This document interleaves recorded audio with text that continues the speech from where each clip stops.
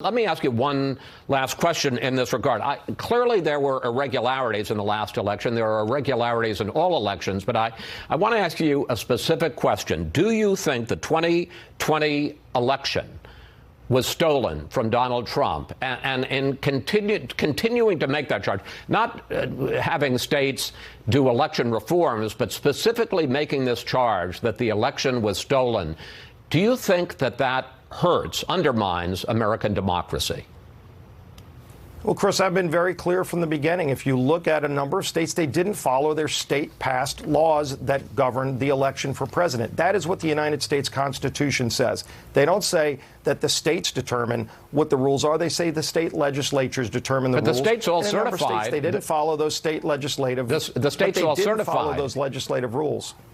Right, but at the end of the day, are we going to follow what the Constitution says or not? I hope we get back to what the Constitution says, but clearly in a number of states, they didn't follow those legislatively set rules. So you think the election was stolen?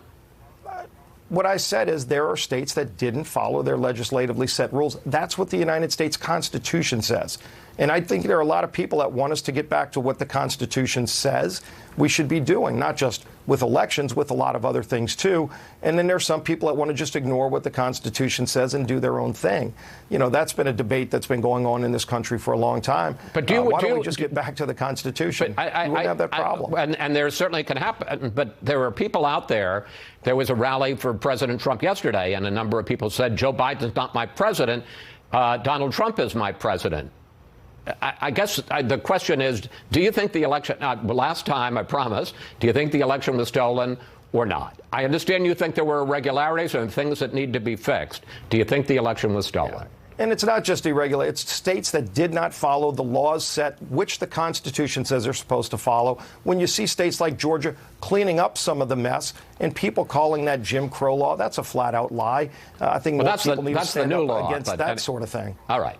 Because nothing quite says that you have confidence in your position quite like refusing to answer a simple question about it not once, not twice, but 3 times. You would think that if these Republicans like Steve Scalise were going to predicate their political identities on the big lie, they'd at least have the courage to admit it. So let's dive right into the most important part here. The point that Scalise repeatedly makes is that the states didn't follow their own laws governing their elections, and so for that reason, the Constitution was violated and Joe Biden's election was in question.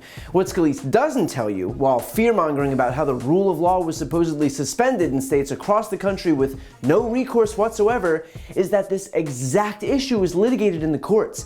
So I went through every single post-election case, and here's how all of them dealt with the issue of states being accused of violating the Constitution, along with their rulings. In Pennsylvania, in the case Donald J. Trump for President Inc. versus Bookfar, the Trump team contended that some absentee and mail-in ballots were accepted and counted in violation of state law, and that they should be stricken from the count. The exact issue that Steve Scalise was raising. A district court dismissed the lawsuit. The Trump campaign then appealed the decision to the Third Court of Appeals, where a 3-judge panel affirmed the lower court's decision on November 27, 2020. The court said, quote, "The campaign tries to repackage these state law claims as unconstitutional discrimination, yet its allegations are vague and conclusory." It went on, "The campaign's claims have no merit. The number of ballots it specifically challenges is far smaller than the roughly 81,000 vote margin of victory.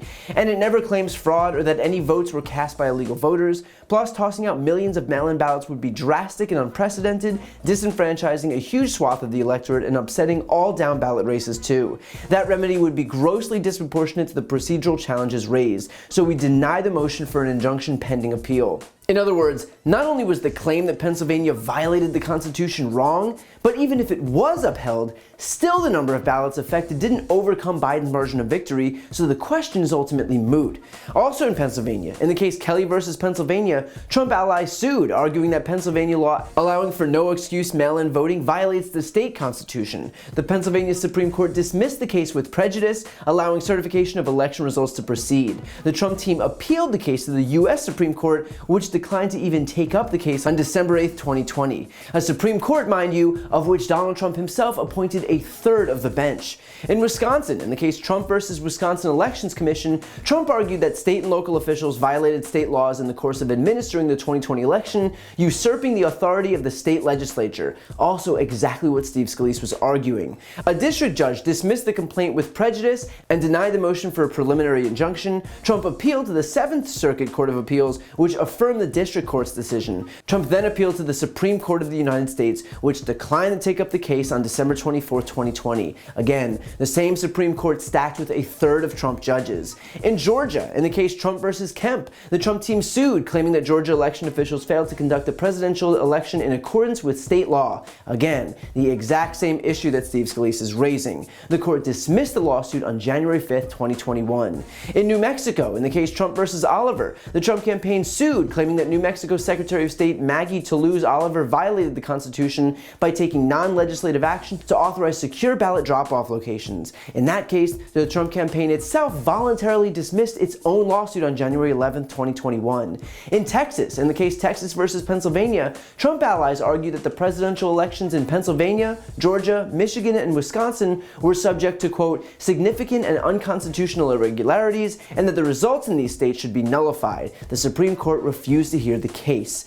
That is, every single case where this very question of states violating their own constitutions came up, and in every single one, the Trump team lost. So when Steve Scalise pretends that this is some outstanding issue or suggests that it's still yet to be litigated, just know that he is lying. The reason that Scalise has such an issue here is simply because those decisions weren't in Trump's favor, and because the Republican Party has devolved into a faction of 9-year-olds who take their ball and go home when they don't get their way.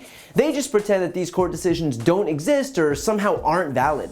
In other words, when Scalise and Republicans don't agree with the decision, that decision doesn't count. Whereas if a decision was passed down that they do agree with, that did reinforce their argument, then that would be perfectly acceptable. Because Republicans only accept the truth if it benefits them. What's ironic about this too is that in his insistence on following the Constitution, that is exactly what's happening. We have a judicial branch that interprets the laws in this country, and those decisions are passed down and they're followed. That's exactly what our constitutional system of checks and balances is. We literally are following the Constitution by allowing the courts to make their rulings on this issue. So Scalise is demanding that we follow the Constitution by anointing himself the arbiter of the rule of law in this country and unilaterally deciding that the courts don't actually count. If he's so desperate to follow the Constitution, he might want to try respecting the processes actually laid out in the Constitution. Here's why Scalise won't give a straight answer. He, just like every other person in the Republican Party, is afraid of Trump and his base. And because the GOP's entire political identity is now predicated on its adherence to the big lie that the election was stolen, if Scalise or any other Republican were to refute that fairy tale, they'd be excommunicated from the party. Case in point is arch-conservative Liz Cheney, who was kicked out of her leadership position as the number 3 Republican in the House for committing the cardinal sin of acknowledging objective reality that the election wasn't stolen. And so seeing the writing on the wall, because these people value their own political futures leagues ahead of, oh, I don't know, the fate of American democracy, they'd quicker humiliate themselves on national television by refusing to answer a simple question than risk upsetting Trump and his minions. If the GOP had even an ounce of respect for itself, it wouldn't need to send its mouthpieces like Steve Scalise to go on air and lie outright, pretending that somehow the states violated their constitutions or usurped power from the legislatures, when that exact issue was already litigated and settled in Pennsylvania, in Wisconsin, in Georgia, in New Mexico, and in Texas. Quite literally none of the facts are on his side, but per usual, it's not about telling the truth, it's about spreading the lie. If I was a Republican and my elected official treated me like I was that stupid, I'd be pretty damn offended. I tend to want my leaders to respect me and not treat me like nothing more than a mark. And yet that is all that Steve Scalise has any intention of doing. To see more videos like this, click the subscribe button right here on this screen. And if you want to support my work, subscribe to my podcast, No Lie with Brian Tyler Cohen. I cover the most important stories each week, and my guest is always one of the top political figures, including Vice President Kamala Harris, Jen Psaki, Elizabeth Warren, Pete Buttigieg, Nancy Pelosi, Katie Porter, Cory Booker, and so many more. The podcast link is also right here on this screen, so give it a listen and subscribe on Apple Podcasts, Spotify, or wherever you listen to podcasts.